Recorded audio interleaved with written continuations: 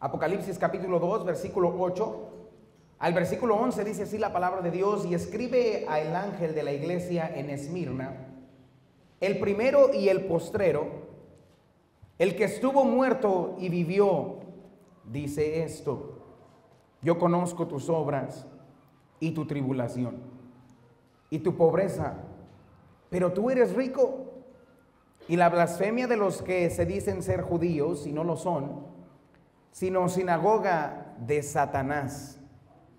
No temas en nada lo que vas a padecer. He aquí el diablo echará a algunos de vosotros en la cárcel para que seáis probados, y tendréis tribulación por 10 días.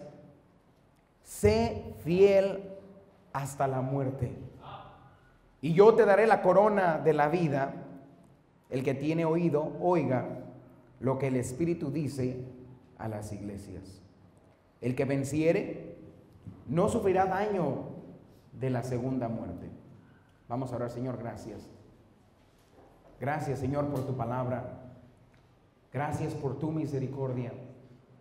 Gracias porque podemos venir a tu palabra y aprender más acerca de ti, de lo que te agrada, de lo que debemos hacer, cómo debemos comportarnos y lo que debemos evitar. Yo te pido que tú estés en medio de nosotros el día de hoy, que tú seas el que hable por medio de mi boca, Señor, tu palabra, que podamos aprender por medio de la carta a Esmirna lo que tu Espíritu dice a nuestra iglesia. Te pido que nos honres con tu presencia, que tu Espíritu sea el que trabaje en cada corazón. Todo eso te lo pido, Señor, en el nombre de Cristo Jesús. Amén.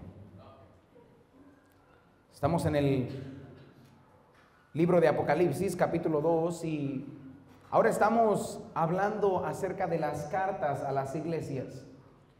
Si recuerda usted bien, en el capítulo 2 comienzan las cartas a las iglesias. La semana pasada vimos, la última semana que estuve aquí, vimos la primera carta a la iglesia. Y ahora vemos la segunda carta, y esta es a la iglesia de Esmirna. Recuerde que estas eran 7 iglesias que se encontraban en Asia Menor y eran iglesias literales, pero para nosotros es una excelente enseñanza, porque cada iglesia va a pasar por algún tiempo en el que tiene que examinar su corazón y darnos cuenta qué es lo que necesitamos sacar de nuestra iglesia y qué actitudes debemos adoptar en nuestra iglesia. Cada carta va a contener 3 cosas importantes. Y lo vimos en la primera carta y lo vamos a ver en las siguientes cartas. Pero hay 3 importantes partes en cada una de estas cartas. La primera siempre es la descripción del autor.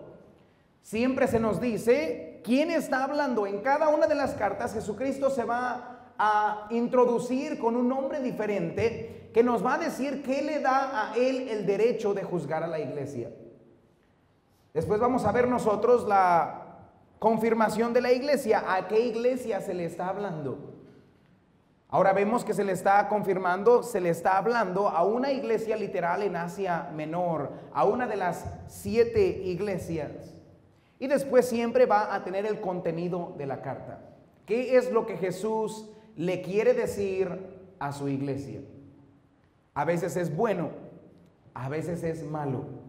A veces le aplaude por ciertas cosas buenas que la iglesia está haciendo, y a veces, como no hay iglesia perfecta, entonces tiene que arreglar y llamarnos a cambiar nuestra forma de pensar, nuestra forma de actuar, para entonces ser una iglesia que agrada más a Dios.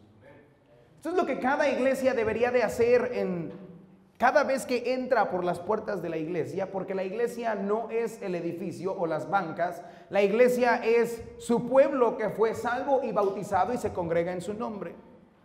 Y entonces cuando nosotros entramos por las puertas de la iglesia, cada uno de nosotros debe de examinar su corazón y su conducta y decir qué estoy haciendo bien y qué estoy haciendo mal. Y si estoy haciendo algo mal, entonces el Espíritu le dice a la iglesia lo que yo debo de cambiar. Si usted escucha algo el día de hoy que usted necesita cambiar, esto es algo bueno, porque quiere decir que el Espíritu le está hablando a su iglesia. La Biblia va a decir una frase constantemente a su iglesia y honestamente parece que está de más. Porque su iglesia debería de inclinar siempre su oído a las palabras de Dios, pero dice, el que tenga oído, escuche lo que el Espíritu le dice a las... ¿Sabe por qué? Porque a veces entramos a la iglesia y nuestro oído ya está cerrado. No va a venir al altar. No va a tomar decisiones. Va a salir exactamente como usted entró el día de hoy.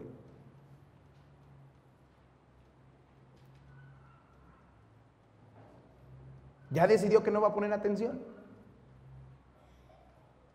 Ya decidió que tiene otras cosas en su cabeza. Nunca debería de ser así. Cada vez que la palabra de Dios se habla, yo tengo que decirle al Señor, háblame. Que el Espíritu me diga lo que estoy haciendo bien, lo que estoy haciendo mal y lo que debo de cambiar.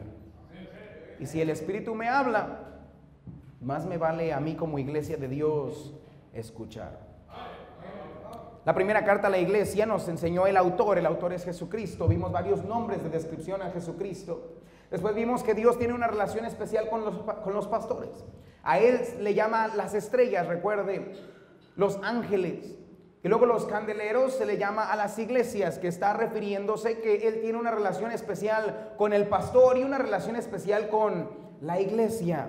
Vimos después la audiencia.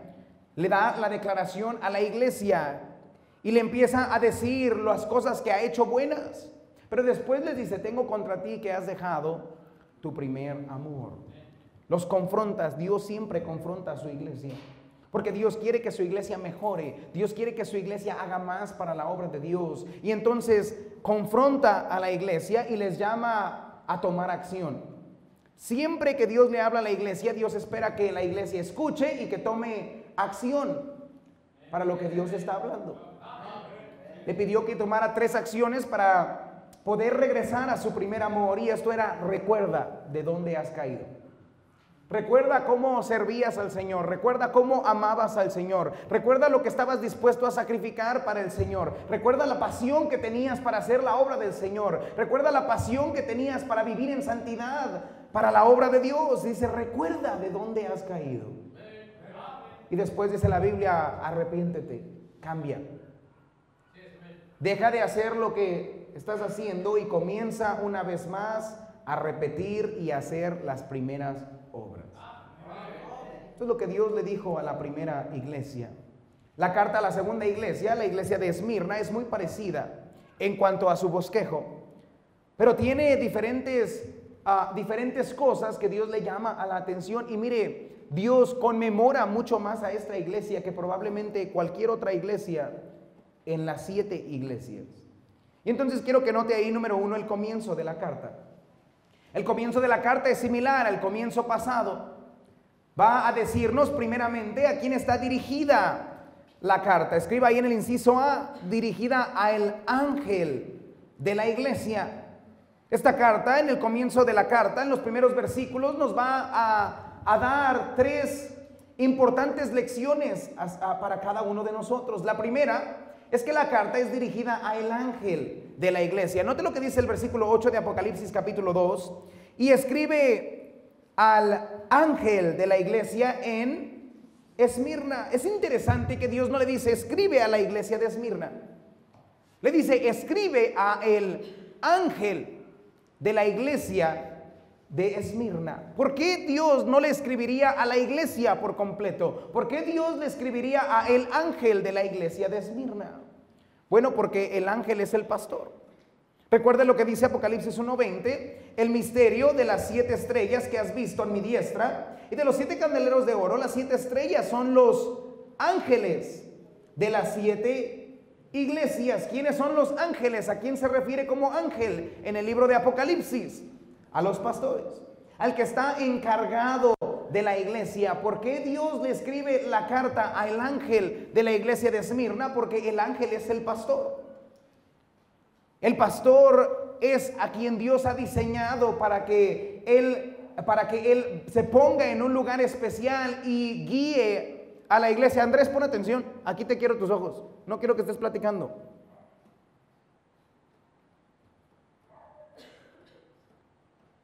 Dios le escribe a el ángel porque el ángel es la posición que Dios ha puesto para dirigir a la iglesia. Vea conmigo en sus hojas, Efesios 4:11.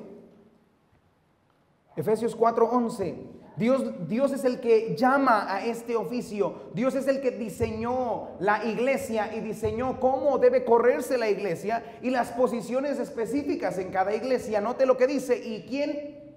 Dice, y Él mismo constituyó a unos apóstoles, a otros profetas, a otros evangelistas, a otros pastores y maestros. ¿Quién pone al pastor en su lugar? Él dice el pastor, Él lo llama.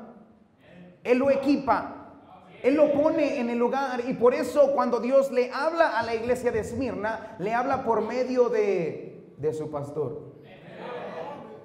No debemos nunca confundir las posiciones que Dios ha dado. Hay muchas posiciones en la iglesia, Dios las diseñó. Aquí nos menciona apóstoles, ya no hay apóstoles. Hemos hecho completas lecciones de eso, no hay apóstoles. Si usted escucha a una persona que se llama apóstol, le puede cambiar la palabra apóstol por mentiroso y es exactamente lo mismo. No hay apóstoles. Después profetas, si alguien se pone profeta, usted también ahí rápidamente, tache guarache, es mentiroso. Si se pone pastora, igual, no hay pastoras. Dios puso pastores, dice la palabra de Dios. Pero dice la Biblia, entonces hay tres categorías de personas que Dios pone en la iglesia ahora. Hay evangelistas, personas que predican el evangelio. Muchos pueden ser evangelistas. Hay personas que llevan el evangelio a diferentes partes del mundo y entonces es un evangelista. El pastor tiene el trabajo de hacer la obra de evangelista. El pastor debe predicar el evangelio. Y después está la posición de el pastor. Evangelista no es pastor. Pastor hace la obra de evangelista. Entonces no hay tal cosa como diferentes pastores. Ahora hay muchos se le refieren en diferentes iglesias que el asistente pastor, que el pastor de jóvenes, que apenas vi la semana pasada, pastor de niños, pastor de bebés, pastor de cuna. No existe tal cosa. Hay pastores y hay un pastor por iglesia. Hay personas que le ayudan al pastor. Y entonces a estas personas le llaman pastores asistentes porque asisten al pastor. Luego entramos en confusión porque algunos le dicen pastor a todo el mundo y no es eso. Hay un pastor por iglesia y entonces hay una posición puesta por Dios. Por eso Dios le habla a ¿cuántos pastores de la iglesia de Esmirna? A el ángel de la iglesia de Esmirna. Hay maestros en la iglesia. Yo amo a los maestros. Toda persona que sirve, amén. Qué bueno que prediquen la palabra, qué bueno que vivan en santidad, qué bueno que tengan la habilidad y el llamado de enseñar. Pero un maestro no es pastor. El pastor es el pastor. Solo hay un pastor. Entonces la Biblia nos enseña, por eso Dios le escribe al ángel de la iglesia de Esmirna, porque él es el pastor. ¿Por qué más? ¿Por qué le escribe a él? Porque el pastor es un oficio importante en la iglesia. Porque el pastor es el administrador de la iglesia. Vaya conmigo a Romanos capítulo 13, versículo 1. Y note el versículo 1 y el versículo 2. Dios le ha dado a el pastor la autoridad sobre su iglesia. Dice Romanos 13:1, sométase toda persona a las autoridades superiores. Porque no hay autoridad sino de parte de ¿quién? De Dios, y las que hay, ¿por quién? Por Dios han sido establecidas, de modo que en quien se opone a la autoridad, a lo establecido por Dios, resiste, y los que resisten acarrean condenación. ¿Para quién? Para sí mismos. Dios dice esto: todas las personas que han sido puestas en la iglesia, en la posición de pastor, en la posición de autoridad, y mire, aún las que están afuera en el mundo, dice, han sido puestas ahí por Dios. Dios juzga a cada autoridad. No es mi trabajo juzgar la autoridad que Dios le ha dado a otro. No es mi trabajo juzgar a otro pastor. No es mi trabajo ir y buscar. Yo no soy el papa de los bautistas que voy y veo a quién sí y quién no. No funciona así. Yo soy pastor de esta iglesia y Dios es el juez de el pastor, y entonces yo pastoreo a las personas de esta iglesia. La Biblia nos enseña entonces, si usted se opone a la autoridad, usted no se me opone a mí. Por eso yo no tomo nada personal. Hay personas que vienen y le demando una respuesta, una pregunta, y quiero esto y quiero lo otro. Usted demande lo que usted quiera. Usted se está oponiendo, resistiendo a la autoridad que Dios puso. Pero la Biblia dice: es necesario obedecer a Dios antes que a los hombres. La única autoridad arriba del pastor en la iglesia es Dios. Y por eso Dios nos dio un libro con letras negras y blancas para que usted sepa exactamente quién está hablando, si Dios o el hombre. Y mientras eso sea bíblico y yo le predique a usted la palabra de Dios y no esté en desacuerdo con los mandamientos, preceptos de la palabra de Dios, escuche bien, no dije sus preferencias, entonces usted lo debe de hacer. Por eso Dios puso pastores. Si la iglesia no le hace caso al pastor, ¿para qué quiere pastor? Hay personas que le digo: haz esto, no quiere, entonces ¿a qué vienes? Yo no entiendo a qué vienes. Gracias por tenerme de regreso. Los extrañé. 1 Timoteo 3:1. Estos entonces son establecidos por Dios. ¿Para qué los ha establecido Dios? No es para que sean dictadores de la iglesia, es para que sean administradores de la iglesia. Palabra fiel: si alguno anhela obispado, buena obra desea. La palabra obispado significa simplemente supervisor. ¿Alguna vez usted ha tenido un supervisor en su trabajo? ¿Qué hace él? ¿Levanta los bloques? ¿Es su chalán? No, él va ahí, mire, inspecciona. Este mono está chueco, se va a caer. Esta comida huele feo, no uses eso. ¿Por qué vienes así a la iglesia? Supervisor, ¿no? Esto es exactamente lo que significa la palabra obispo. O sea, si usted quiere supervisar la iglesia de Dios, buena obra desea. Dios quiere muchos supervisores, pero es necesario que el obispo sea, y ahí usted tiene que cumplir todo lo que está en 1 Timoteo capítulo 3. Y si usted no cumple eso, usted no puede ser supervisor. Entonces, ¿cuántos supervisores hay en la iglesia? Nada más uno. Yo no necesito que me ayude a supervisar, yo necesito que me ayude a trabajar. El trabajo de supervisar ya lo tengo yo.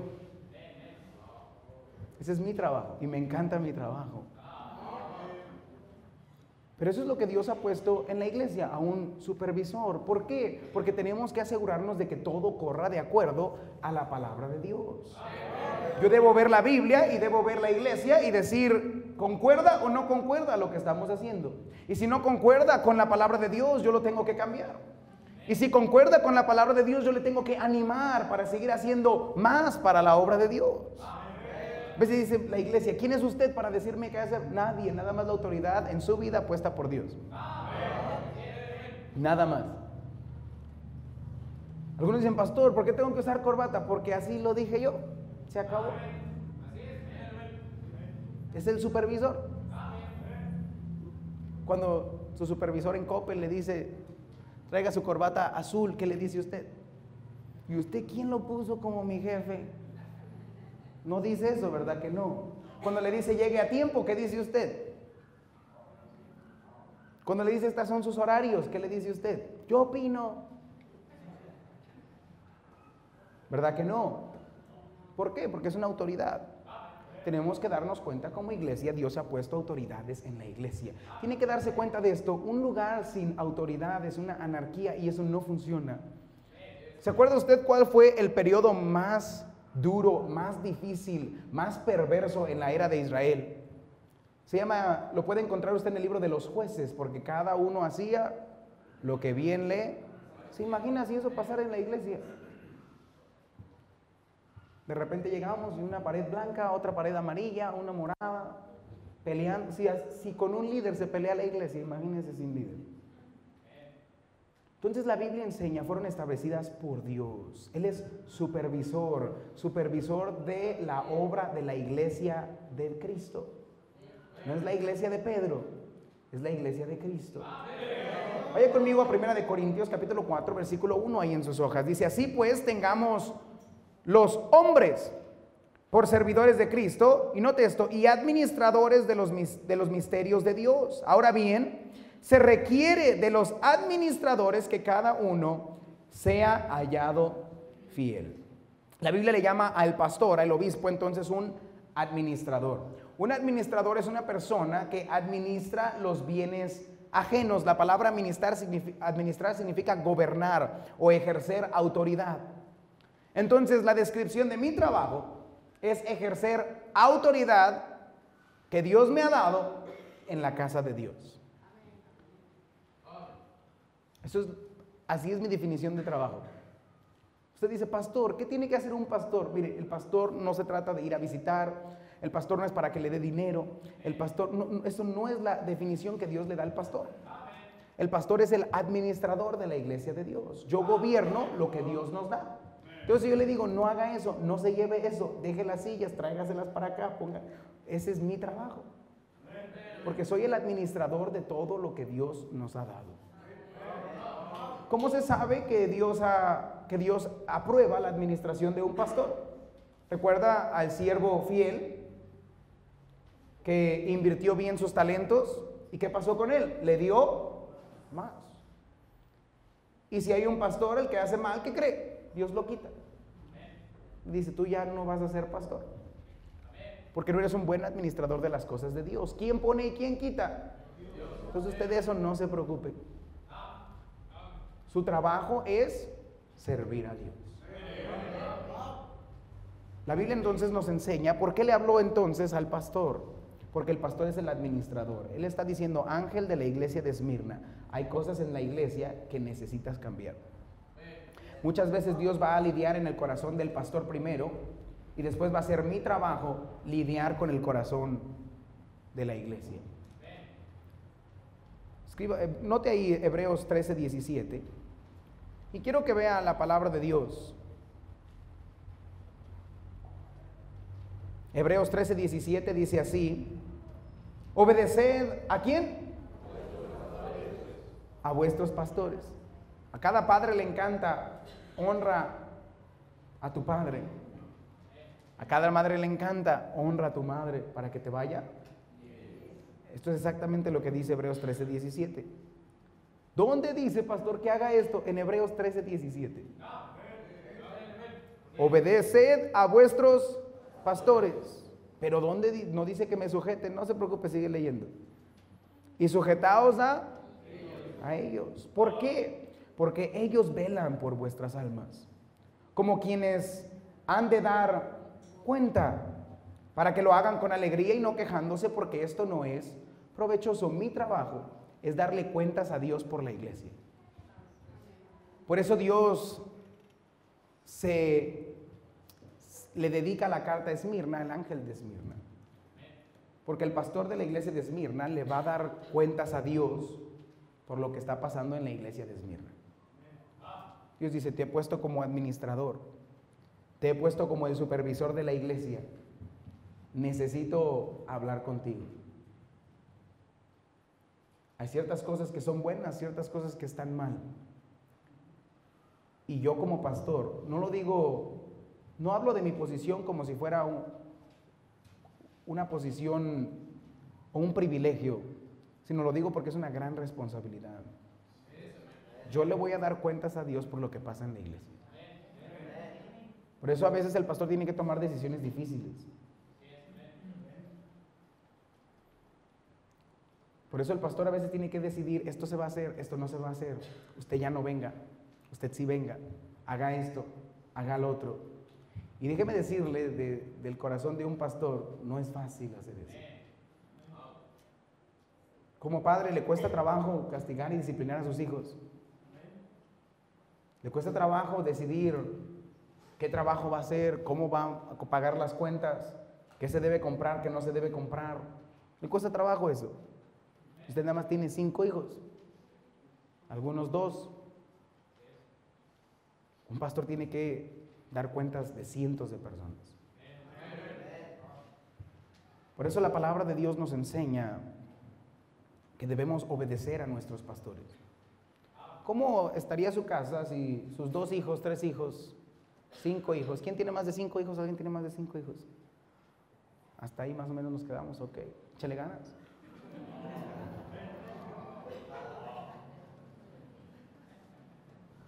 Algunos se persinaron, ¿por qué hicieron eso?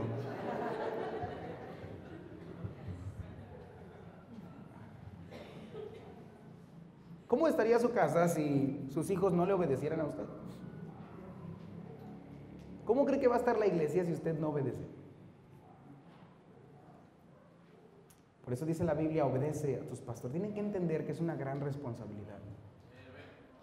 Pablo decía, yo he sufrido muchas cosas, pero lo más difícil es cargar con la iglesia. Les digo esto, ¿por qué? Porque es importante entender el oficio del pastor. La Biblia dice, obedece a tus pastores. Efesios 4:11. Entonces el pastor es el supervisor, el administrador, el entrenador de la iglesia, y mi trabajo es supervisar, entrenar, administrar a los santos para que ellos hagan la obra de Dios. Dice la Biblia, y él mismo constituyó a unos apóstoles, a otros profetas, a otros evangelistas, a otros pastores y maestros. Note para qué nos llamó el Señor, a fin de perfeccionar a los santos. ¿Para qué? Para la obra del ministerio, para la edificación del cuerpo de Cristo. ¿Cuál es el trabajo del pastor? Mi trabajo es verlo a usted, entrenarlo a usted, decirle eso no, eso sí, eso está mal, así no se hace, así sí se hace, esto debes hacer, esto no debes hacer. Ese es mi trabajo. ¿Para qué? Para que usted haga la obra del ministerio. Hay muchos que se quejan del oficio del pastor. Pero ¿sabe quién es el que menos hace su oficio en la iglesia? El miembro de la iglesia. Porque ¿quién debe hacer los ministerios de la iglesia? Vamos a leerlo otra vez porque no me cree. Versículo 12. A fin de perfeccionar a los... ¿Quién es un santo? Es una persona que Cristo ha salvado. Salvo por la gracia de Cristo, que ha imputado su justicia a usted. Usted es salvo. ¿Quién de aquí es salvo? Levante su mano. Si no, ganadores de almas, agárrenlo terminando el servicio. Si usted es salvo, usted es un santo, ¿ok? Y dice la Biblia, los santos, ¿cuál es su propósito? La obra del... Entonces, ¿por qué usted no hace la obra del ministerio?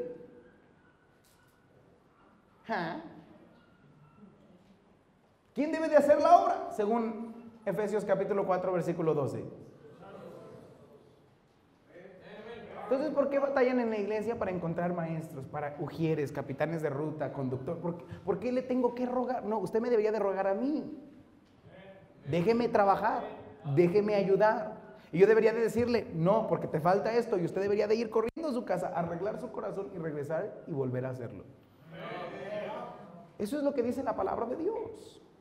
Para la edificación del cuerpo de Cristo. Si usted no se envuelve en la iglesia, si usted no me hace caso, si usted no deja que su pastor le pastoree, la que sufre es el cuerpo de Cristo, la iglesia, las clases de nuestros niños, la gente que se pierde y se va al infierno, los matrimonios que no pueden crecer y madurar y mejorar. Usted no va a tener un lugar donde llevar a sus hijos a que crezcan y Dios les hable. ¿Por qué fallan las iglesias? Porque muchos miembros no hacen su trabajo. Por eso Dios le habla al ángel de la iglesia de Esmirna y le dice, hay ciertas cosas que tú tienes que corregir. El pastor debe observar, debe de ver. Y entonces, cuando el miembro está listo, debemos de ayudarle a hacer la obra del ministerio. Ninguno que está en la obra del ministerio va a ser perfecto. Por eso el pastor siempre tiene un trabajo, seguridad de trabajo. Porque siempre hay cosas que debemos de cambiar. Note lo que dice Tito 1:5.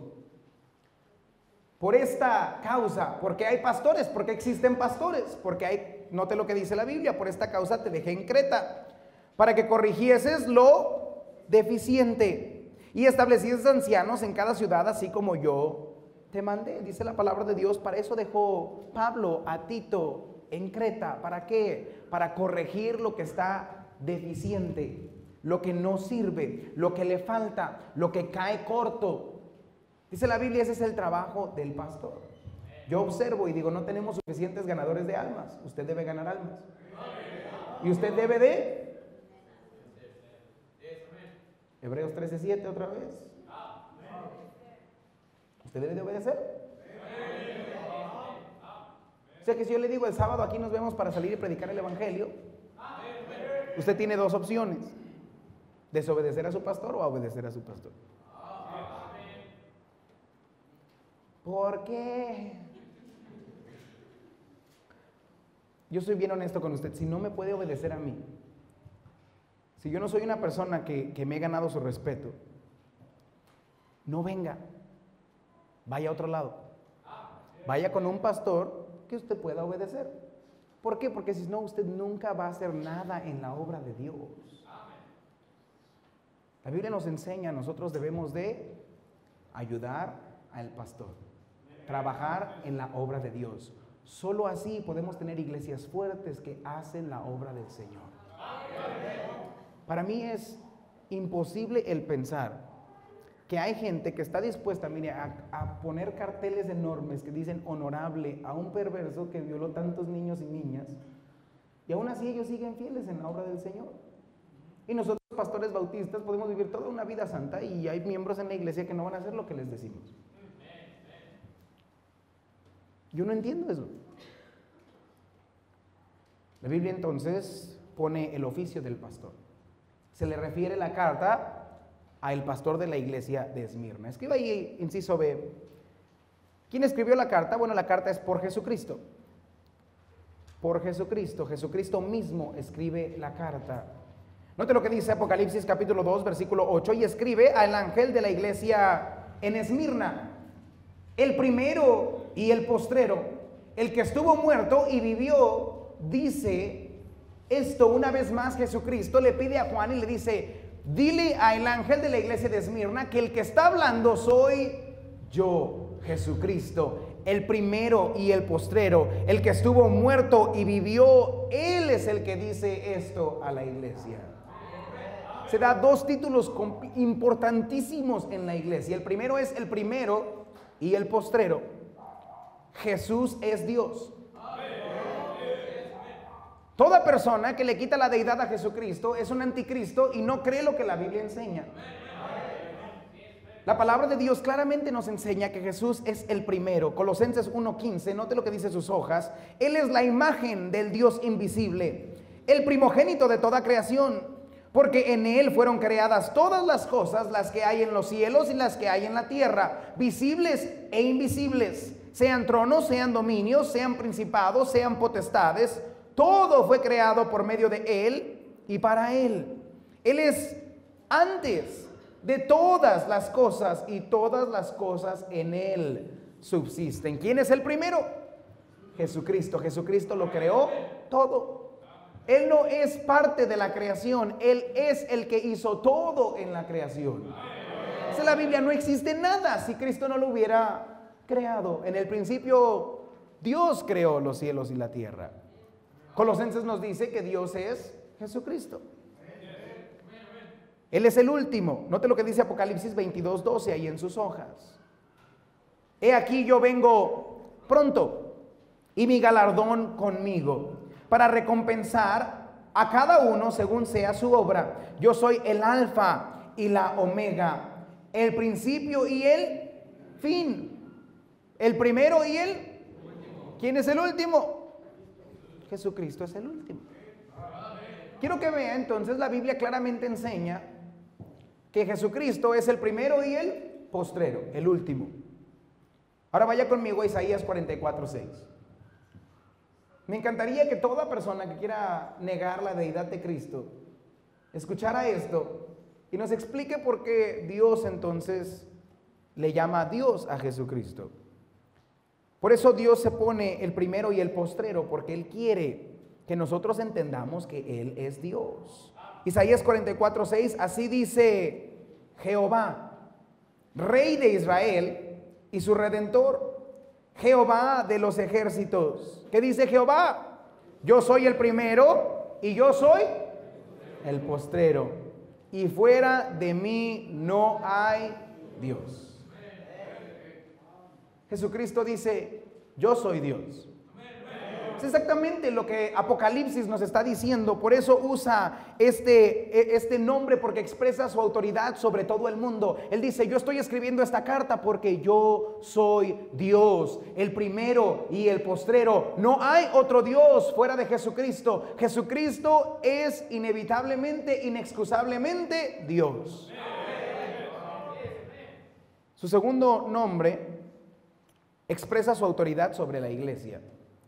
Es lo que dice otra vez más Apocalipsis 2:8. Dice: el primero y el postrero, el que estuvo muerto y vivió.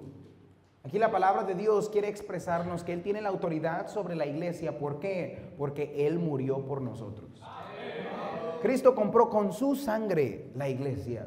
No es la iglesia de Pedro, porque Él no murió para morir por nuestros pecados y su sangre no hubiera servido.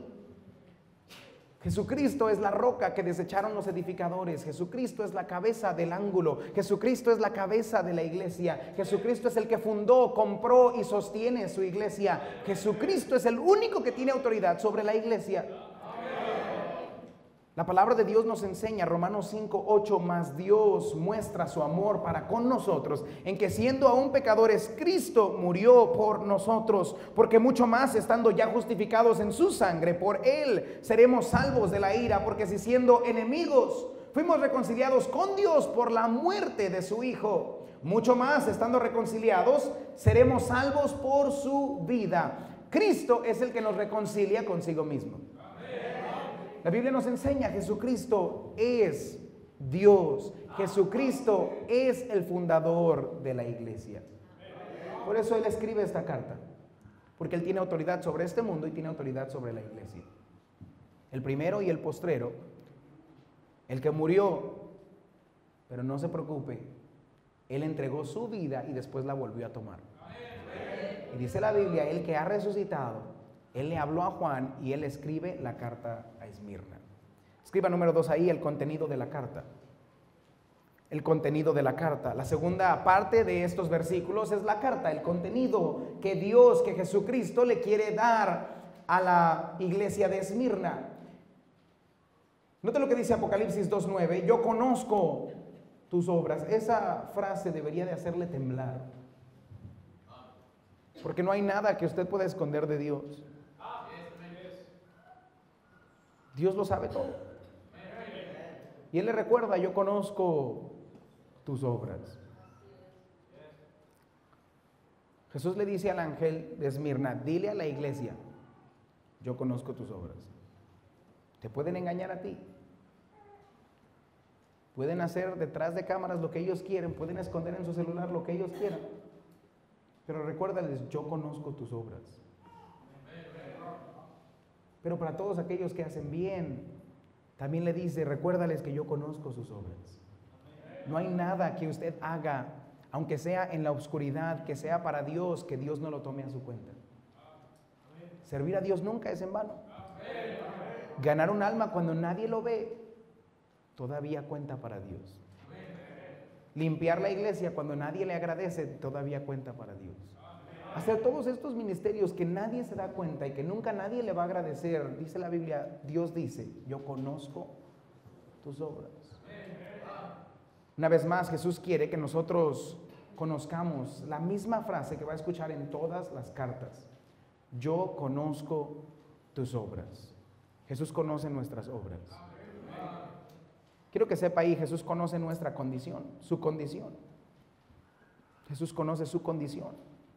Note lo que dice el versículo 9: yo conozco tus obras, dice, y tu tribulación y tu pobreza, pero tú eres rico. Dios conoce la condición de su iglesia.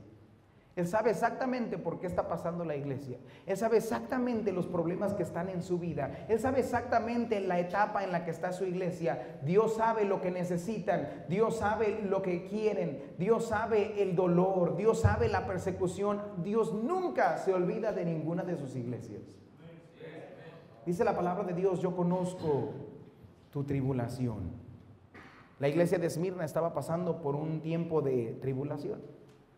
Un tiempo de aflicción temporal, un tiempo de dolor, un tiempo de persecución por los de afuera, de adversidad. La palabra de Dios nos enseña que todos aquellos que servimos a Dios debemos de darnos cuenta que vamos a pasar por persecución. Hay cristianos que se sorprenden cuando les va mal. Hay cristianos que piensan que Dios se olvida de usted porque las cosas no salen como usted piensa que deben salir. A veces meten a un pastor a la cárcel y la iglesia se sorprende. A veces hay ataques de parte de la iglesia, hay liderazgo de la iglesia y la gente se sorprende. No se sorprenda usted de eso. No se sorprenda cuando tribulación venga a su vida. Es parte de ser cristiano. Todos los que quieren confesar el nombre de Dios van a tener que pasar por persecución. Ahora déjeme decirle esto, a comparación a la persecución de los antiguos cristianos, usted y yo tenemos un cristianismo facilito. La persecución de algunos es ser fiel a la iglesia. La persecución de algunos es simplemente decidir voy a hacer lo correcto. La persecución de algunos es que llovió y ya no puedo venir a la iglesia. Algunos cuentan como persecución el dar a la obra de Dios. Ya no se compró salchipulpos, ya está perseguido.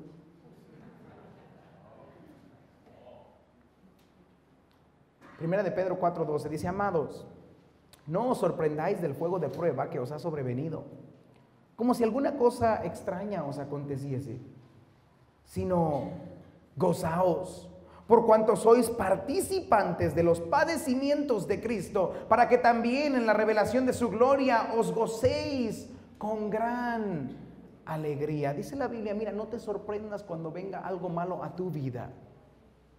Cuando alguien hable mal de ti, cuando alguien se burle de ti, cuando en la escuela te hagan menos, cuando la gente se burle porque cargas una Biblia, cuando la gente no te quiera escuchar, cuando te cierran la puerta en la cara ganando almas. Mire, no se preocupe cuando las cosas salen mal, eso es normal para el cristiano, porque vivimos en un mundo que no es nuestro. Si odiaron a Dios, ¿qué piensa que van a hacer con usted? Mire, yo no pienso ser aceptado por este mundo. No me sorprende. Pastor, ¿sabe lo que dijeron de usted? Ni me digas, no me sorprende. Me han dicho de todo. De todo. Guapo, alto. Todo me dicen. Mire, el cristiano debe darse cuenta, la persecución va a venir siempre a la vida del cristiano. No se sorprenda. ¿Por qué Dios permite que nosotros suframos? Dice Dios, mire, quiere hacerle a usted participante de los sufrimientos de Cristo. ¿Ha querido usted sufrir? ¿Ha visto a alguien sufrir y decir, yo me quedo contigo? Si tú no comes, yo no como. Una vez mi esposa quería hacer una dieta y dijo, ya no voy a tomar azúcar. Yo dije, yo estoy contigo. Si tú sufres, yo sufro. Una semana después preguntándome por qué dije eso.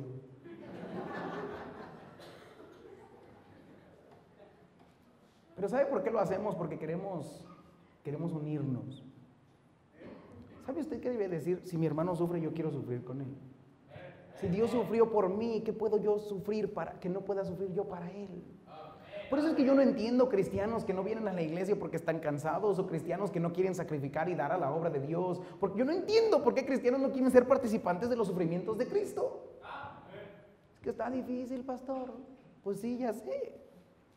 No me sorprende eso. Todos pasamos por ahí, todos tenemos persecución, todos tenemos problemas. El diablo ataca a todos los cristianos. Pero nosotros tenemos que darnos cuenta que aún en las pruebas podemos tener gozo. Filipenses 1:29, porque a vosotros os he, note esto, concedido a causa de Cristo, no solo que creáis en Él, sino también que padezcáis por Él, teniendo el mismo conflicto que habéis visto en mí, y ahora oís que hay en mí, dice el Señor Jesucristo.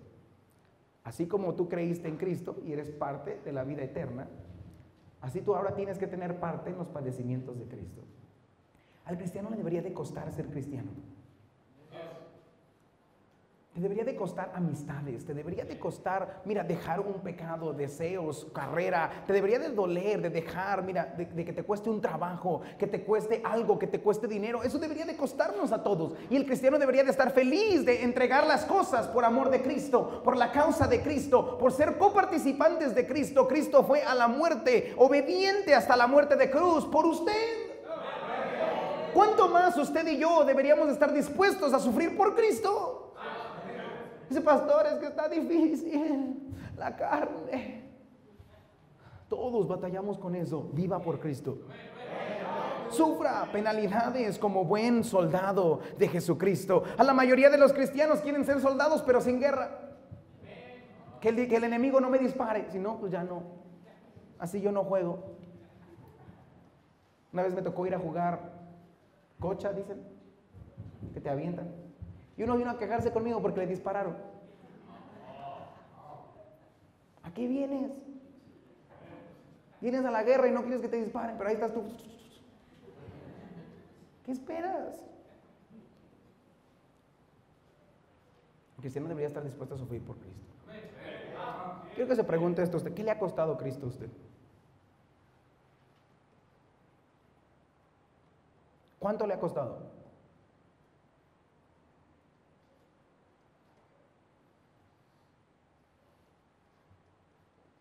Entré al templo de la luz del mundo y un hombre me dijo, él vendió su casa para construir ese templo.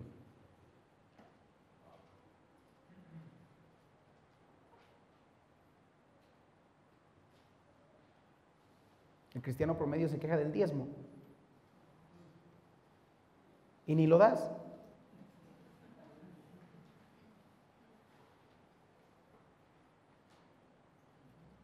¿Qué le ha costado a su iglesia?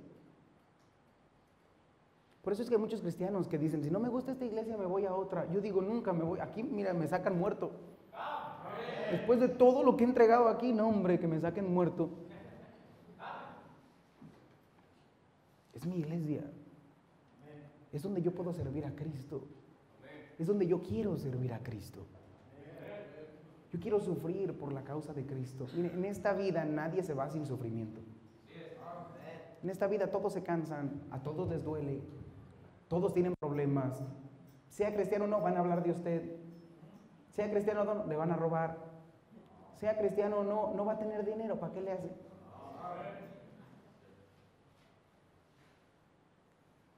Yo prefiero que si me cueste sea por Cristo. Dice la palabra de Dios que Él permite que nos toquen tribulaciones. La iglesia de Esmirna tenía muchas tribulaciones. Una de ellas era la pobreza. Note lo que dice la Biblia, y tu pobreza. Conoce su tribulación y su pobreza. Parte de las tribulaciones de Esmirna era pasar por la pobreza. Por eso yo creo que podemos identificarnos mucho con la iglesia de Esmirna. Porque una de las tribulaciones en las que pasamos nosotros en México mucho es la pobreza. No tenemos lo que queremos. Algunos somos pobres porque somos malos administradores del dinero de Dios, pero sufrimos pobreza. La palabra de Dios enseña, mira, Él sabe todo. Él conoce lo que tenemos. Él conoce, así como Él conocía a la viuda y su estado financiero, así Él conoce su estado financiero.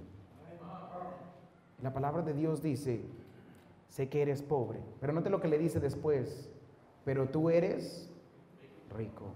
Lucas 12:15 dice, y les dijo, mirad y guardaos de toda avaricia, porque la vida del hombre no consiste en la abundancia de los bienes que posee. Dios le dice a la iglesia, sé que eres pobre,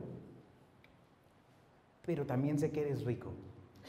Eres pobre en lo material, pero rico en lo espiritual. Muchas veces la pobreza es el mejor lugar en el que el cristiano puede estar, porque entonces somos ricos espiritualmente. Buscamos más a Dios, buscamos más la sabiduría de Dios, dependemos más de Dios, y eso es lo mejor que el cristiano puede tener. La Biblia nos enseña, esta iglesia, aunque era pobre físicamente o financieramente, era rica espiritualmente. Es mejor ser pobre en lo material y rico en lo espiritual, que rico en lo material y pobre en lo espiritual. Yo conozco muchas personas ricas materialmente, pero pobres espiritualmente. Y son las personas más miserables de este mundo. Hay muchas cosas más valiosas que el dinero. Un buen matrimonio es más valioso que cualquier dinero que le pueden dar. Había un hombre que iba a pescar y él siempre pescaba, y llegó un hombre de negocios y le dijo: ¿qué haces? Él dice: yo voy y pesco. ¿Cuánto tiempo pescas? Pesco 1 hora, saco suficiente para regresar a mi casa y comemos. ¿Y qué haces con el resto del tiempo? Lo paso con mi familia. Y el hombre de negocios le dijo: bueno, pero si en 1 hora pescas suficiente para una familia, si tú pescaras por 8 horas, pescarías suficiente para tu familia y luego para ir y venderlo a otro lado. Y luego lo venderías. Y él le dijo al hombre de negocios: ¿para qué? Y le dijo: bueno, pues para comprarte una bodega, y luego de esa bodega pues contratas más gente y entonces pescan más y hacen más dinero. ¿Y para qué quiero el dinero? Y le dijo: no, pues para que, mira, después de 15, 20, 25 años puedas hacer una empresa y solo tengas que trabajar 1 hora para pasarla con tu familia. Ahí está el cristiano, vuelta y vuelta y vuelta y vuelta. Todo para terminar exactamente donde empezó. Y después que tenemos lo material, decimos: lo único que yo quería era una buena familia. No le digo que no trabaje duro, no le digo que no haga algo grande para Dios, pero nunca piense que lo material es más importante que lo espiritual. Nunca funciona así. Es mejor tener sabiduría que tener cosas materiales. Es mejor tener un buen matrimonio que tener cosas materiales. Es mejor no perder a sus hijos que tener cosas materiales. Siempre lo espiritual es mejor que lo material. Y el día que el cristiano entienda eso, es el día que usted va a tener lo que verdaderamente vale la pena. Lo que, mire, la economía no le puede quitar. Lo que un ladrón no le puede quitar. Y un ladrón no le puede quitar la paz. Un ladrón no le puede quitar el gozo, un ladrón no le puede quitar a su familia, porque estamos siempre con Cristo. Y la Biblia nos enseña: lo material no es comparable con lo espiritual. Aprenda a vivir para lo espiritual. Buscad primeramente el reino de Dios y su justicia, y todas estas cosas os serán añadidas. Y después usted se va a dar cuenta que hace lo espiritual y Dios le da lo material. Eso es como Dios quiere que vivamos. Pero nosotros debemos ser diligentes en la forma de buscar lo espiritual. Porque hay personas que dicen: bueno, soy pobre, ya tengo esa parte, pastor. Pero es pobre en los dos. Eso quiere decir que usted, si quiere ser rico en lo espiritual, en lo que es más satisfactorio y más duradero, bueno, entonces usted tiene que ser diligente a buscar lo espiritual. Note lo que dice Proverbios 10:4. La mano negligente empobrece, mas la mano de los diligentes. ¿Cómo se hace usted rico espiritualmente? Trabajando duro para hacerse espiritual. No pasa por accidente. Algunos piensan que de repente se van a trompezar en ser un hombre espiritual. Órale, ya me gusta ganar almas. Usted piensa que un día se va a levantar y ya después va a ser fiel a la iglesia. Va a dejar la carne, las drogas, todo, ya, nada más de la nada así. Va a saludar al pastor y ya, pum, algo le pasó. No funciona así. Es una disciplina espiritual el hacerse rico espiritual. Tiene que pasar tiempo leyendo su Biblia. Tiene que pasar tiempo orando. Tiene que invertir tiempo en la iglesia, y el dormido no cuenta.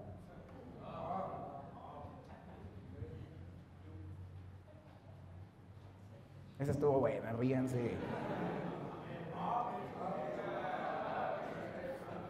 Sí los extrañaba. Así se hace un hombre rico espiritual. Es que usted puede tener, mire, lo importante en su vida: gozo, paz, amor, paciencia. Yo quisiera contar, ¿sabe cuánto gasté hoy? 0, mire, nada gasté. Todo me dieron hoy, gloria al Señor. Y yo tuve tiempo de orar, de leer mi Biblia, de pasar tiempo con Dios. Nunca hoy busqué lo material, busqué lo espiritual. Y yo le aseguro una cosa: Dios nos va a dar lo material que necesitamos.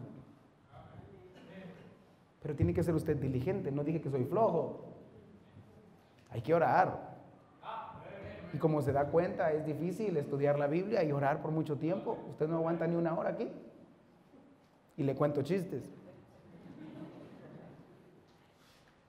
Tiene que ser diligente para ser rico espiritualmente. Esta iglesia era rica espiritualmente. Escriba ahí su conflicto, pero tenían un problema, un conflicto. Había un conflicto que ellos tenían en contra de la falsa doctrina. Y esto es algo que Dios ha determinado. Para eso Dios creó la iglesia, para que sea baluarte, para que sea columna de la verdad.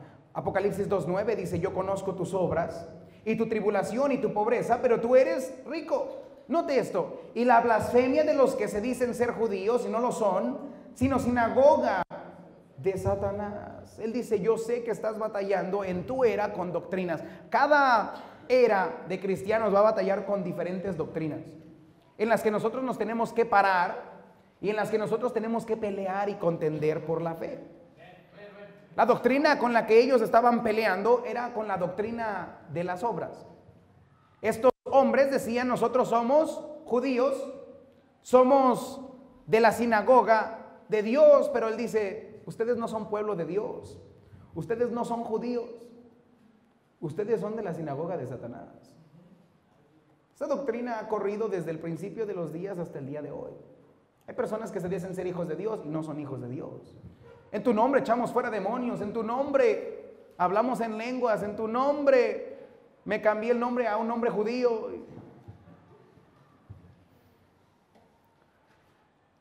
Dios les va a decir: apartados de mí, hacedores de maldad, yo nunca los conocí. La Biblia dice: estos hombres estaban batallando con una falsa doctrina. Predicaban ser judíos porque hacían los ritos, porque guardaban las costumbres de la ley, aunque Cristo ya las había terminado. Ellos le decían: te tienes que circuncidar, tienes que vivir bien para que me pruebes tú que tú eres de los nuestros. Y si no me gusta cómo te comportas, entonces tú no eres hijo de Dios como nosotros. Eso pasa mucho ahora. Solamente hay dos religiones y usted tiene que escoger cuál es: o la de las obras o la de la gracia. No se pueden mezclar, ni antes, ni en medio, ni después de la salvación. Cuando usted es salvo, bíblicamente salvo, es ser salvo por medio de la fe, por la gracia de Dios. Esto quiere decir que usted es pecador y usted no merece la salvación, usted merece el infierno, pero Cristo murió por usted y le salvó. Usted no tuvo que hacer nada para ganarse la salvación. Lo único que usted tuvo que hacer es depositar su fe en que Cristo murió, fue sepultado y resucitó al tercer día. ¿Qué tiene que hacer para mantener su salvación? Nada. Nada. Entonces, pastor, ¿me puedo tirar al mundo? Pues sí puede. Sí puede. Hay muchos que lo hacen. Si usted no ama a Dios, puede ser salvo sin amar a Dios. Hay muchos cristianos que lo hacen. Y los vamos a ver en el cielo y usted va a decir: ¿qué horror? Ahí está. Va a estar Samuel en el cielo y Saúl también. Va a estar el padre de la fe, Abraham, en el cielo, y ahí va a estar Lot también. Pero si usted lee sus historias, son historias completamente diferentes. Saúl vivió una vida miserable en esta tierra y no va a tener recompensa en el cielo cuando llegue. Pero no se trata de guardar la salvación. Esto es lo que estaba diciendo. Y a Jesús, mire, aborrece esta falsa doctrina. Porque estas personas son manipuladores que quieren decirle a usted: usted me tiene que convencer a mí de que yo le regale la salvación. La salvación no es mía. La salvación me fue dada por gracia. No se me vendió. Si yo le dijera: mire, te regalo esta agua, David. ¿La quieres, David? Espérate. Todavía no termino. Me tienes que dar 10 pesos de aquí hasta que te mueras. Todos los días voy a pasar por mi cuota de 10 pesos y si yo veo que no me la das, no es tuya. ¡Qué regalazo! Algunos piensan que así es Dios con la salvación. Te la regalo, pero pórtate bien todos los días. Porque en cuanto mientas,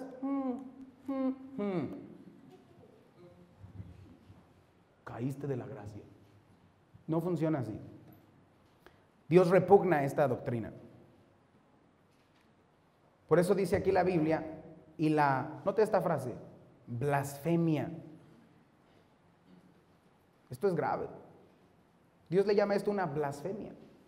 Si yo predico salvación más bautismo, eso es una blasfemia. Si yo predico salvación más las buenas obras, es una blasfemia. Si yo predico salvación más iglesia, es una blasfemia. Yo no le puedo decir, usted tiene que estar en la iglesia todos los días para ganarse su salvación. No puedo yo decir eso, si no ya la perdió. Si no, imagínense cuántos tuviéramos salvación. ¿Es un mandamiento ir a la iglesia? ¿Sí o no? Ayúdeme para que no tengamos que ir a Hebreos 10:25. Es un mandamiento ir a la iglesia. O sea que cuando usted no viene, usted ya perdió su salvación. Y si no vino, y si no fue a la iglesia por muchos años, ¿qué pasó? No, yo no. Otros sí. Yo sigo amarrado gracias a la gracia de Dios. No funciona así. Por eso dice Dios, eso es una blasfemia. Vaya conmigo a Romanos 3:28. Pablo tuvo esta discusión con mucha gente. Y es que hay muchos que están confundidos. Pero esto es lo que es confusión. Están confundidos. No entienden las escrituras. Por eso Pablo escribe este texto para ya cerrar toda boca y acabar con todo argumento de que si las obras tienen algo que ver con la salvación. Entonces la Biblia concluimos, o sea, se acabó. Aquí se acaba todo. Concluimos pues que el hombre, ¿quién aquí es hombre o mujer? ¿Es usted un ser humano? A ver otra vez, tenemos algunos de Marte aquí. ¿Un ser humano? ¿Usted es un ser humano? Algunos todavía son robots. ¿Ok? Si usted no es ser humano, entonces esto no aplica para usted, pero si usted es un ser humano, esto aplica para usted. Que el hombre es justificado, o sea, declarado sin culpa, o sea, sin pecado, salvo, por fe. ¿Por qué? Por fe. ¿Sin qué? Míreme bien acá. Sin las obras de la ley. Punto. Se acabó. Dice Pablo, ya, para no estar batallando toda la eternidad, si usted tiene que arrepentirse, vivir en santidad, si usted es dueño de todo o no de nada. Dice, ya, aquí acabamos esto. El hombre es justificado por la fe en Jesucristo. Se acabó. Y todavía añade ahí, sin las obras de la ley, para los tercos que siguen con las obras de la ley. La Biblia no es por las obras de la ley. Qué bueno que no es así. Yo le doy gracias a Dios que no es así, porque mira, aunque trato de vivir en santidad todos los días, aunque amo vivir en santidad, aunque yo creo que usted debe vivir en santidad, porque si no tiene consecuencias graves en este mundo, porque si no su familia se echa a perder, porque si no su matrimonio no va a ser un buen matrimonio, porque hay consecuencias todavía del pecado en este mundo. Yo le animo a que viva en santidad, pero ¿qué cree? Aún así no soy perfecto. Y usted tampoco. Y si dependiera de mis obras la salvación, ¿para qué me la dio en primer lugar? Si nunca nadie va a poder sostenerse por las obras de la ley. Por cuanto por las obras de la ley nadie será justificado. Gálatas capítulo 1, versículo 8. Quiero que entienda, solo hay un evangelio. La palabra evangelio significa buenas noticias. Y solamente hay un evangelio, una forma de ir al cielo. Y esto es poniendo 100%, no 99, no 80, no 50, 100% de su fe en la obra de Cristo Jesús, no en sus obras. Si usted ha puesto 1% en sus obras, usted no es salvo. Porque no se le puede ayudar, o es por la gracia o es por las obras, se acabó. Se acabó, debo descansar plenamente en Cristo. Dice la Biblia, solo hay un evangelio, pero hay evangelios falsos. No que haya otro evangelio, sino que hay otros que pervierten el evangelio. Y Dios repugna esto. A Dios le molesta, abomina a personas que usan su nombre y se quieren llamar sinagogas de Dios, pero son sinagogas de Satanás porque predican un evangelio diferente. Note lo que dice Gálatas 1:8, más si aún nosotros, o un ángel del cielo, o una rosa se le aparece blanca ahí por ahí, os anunciare otro evangelio, diferente del que hemos anunciado, sea anatema. Como antes hemos dicho, también ahora lo repito. Si alguno os predica diferente evangelio del que habéis recibido, sea anatema. Dios usa 2 versículos para decirle exactamente lo mismo. Cualquier otro evangelio que no es por la gracia de Dios, sin las obras de la ley, es una perversión del evangelio. Por eso yo no puedo predicarle a usted un evangelio manipulador, diciéndole usted tiene que guardar su salvación, porque eso es lo que es un evangelio manipulador. Eso es lo que hace la gente que no quiere predicar el verdadero evangelio de Cristo y simplemente quiere tener a la gente manipulada diciéndole, si tú no haces lo que yo te digo, te vas al infierno. No es así. Dice la Biblia, el hombre no es justificado por las obras de la ley. Es justificado por la muerte, sepultura y resurrección de Cristo. Ese es el evangelio. Dice la Biblia, ellos contendían por esta fe. Y usted y yo debemos contender por esta fe también.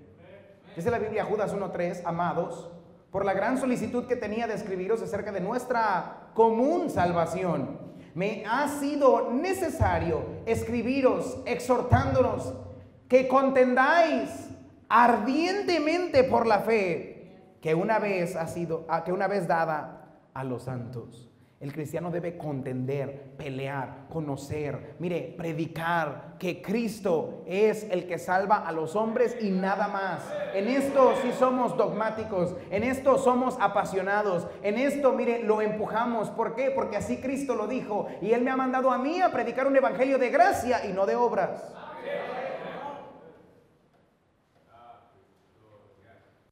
Yo trato de ser muy amable en muchas áreas de la iglesia, pero en esta no puedo.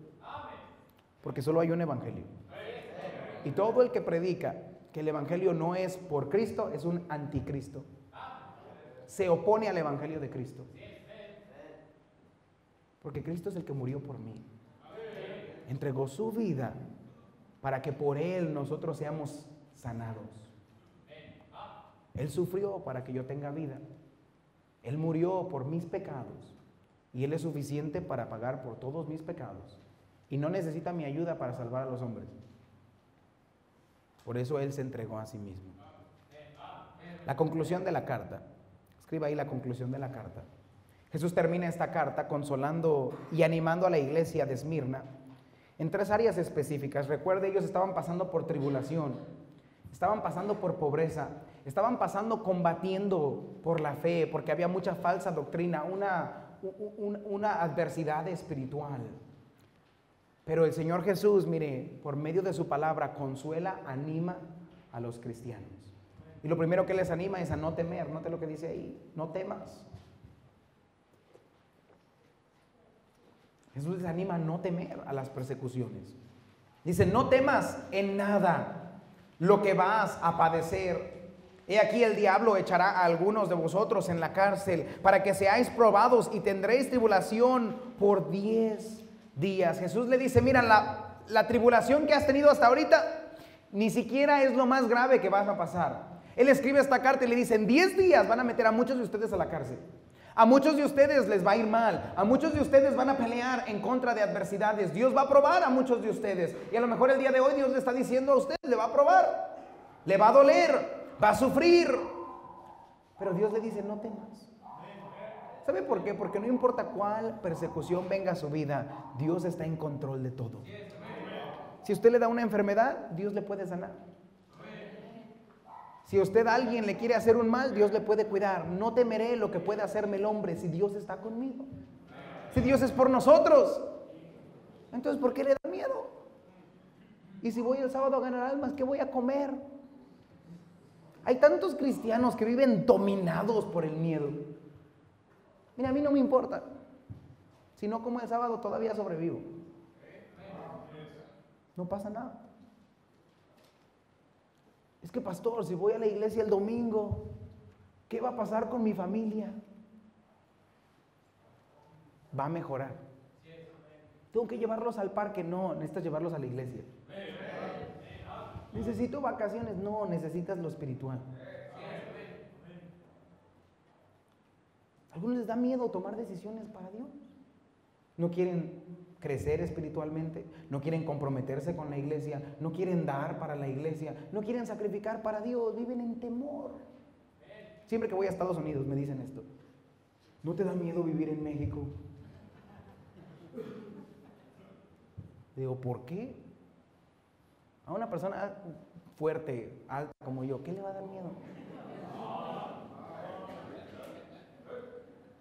Digo, ¿por qué me va a dar miedo? No, es que allá matan. A los feos, que se preocupen ellos. Cuidado, cuidado, muchachos. ¿Sabe por qué? Porque ellos piensan que ellos están bajo control de su vida. Y yo pienso que Dios tiene control de mi vida. Si me roban, me roben, ni modo. Si me golpean, pues que me golpeen, ni modo. Se quita. Después de unos días. Si sufro hambre, Dios no me va a dejar morir de hambre. Hasta me ayuda, me veo mejor. Cualquier persecución que venga, a los que aman a Dios, todas las cosas les ayudan a bien. Solamente me tengo que enfocar en amar a Dios y Dios se encarga de todo lo demás. ¿Qué le da miedo? Es que me da miedo que si me meto de lleno a la iglesia, mis amigos me van a dejar, mi trabajo ya no va a estar bien, no sé qué voy a hacer. Mire, la vida es insegura cuando Cristo no está en control de su vida. Pero cuando está en las manos del Todopoderoso, ¿qué se preocupa? A mí me da más miedo cuando estoy mal con Dios. Ahí sí me da miedo. Ahí sí ruego por misericordia. Porque, ¿sabe lo que le pasó a Job cuando el diablo tuvo control de su vida? Mató a sus hijos, le quitó su dinero. Oh, eso es malo. A usted le debería dar miedo estar mal con Dios. Tema a Dios, apártese del mal, porque le va mal. Pero si usted hace lo que Dios quiere que sea fiel a la iglesia, Dios quiere que gane almas, Dios quiere que viva en santidad, Dios quiere que dé a la obra de Dios. ¿Usted se ha preguntado por qué la viuda no le dio miedo echar todo lo que tenía en el plato de ofrenda?